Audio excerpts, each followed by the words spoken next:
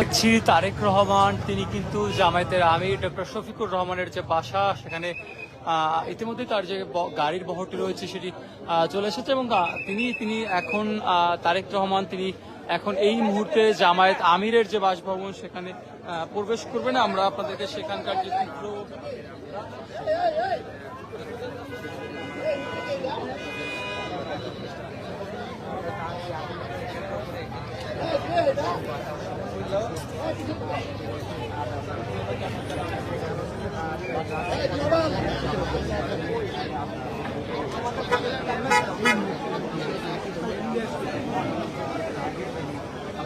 মামুন একটা ভালো একটা পজিশনে যেতে হবে।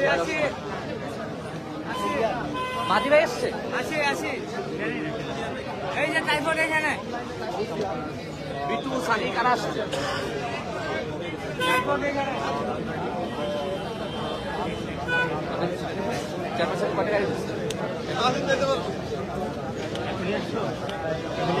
তার আগে কোনো গাড়ি ঢুকছে?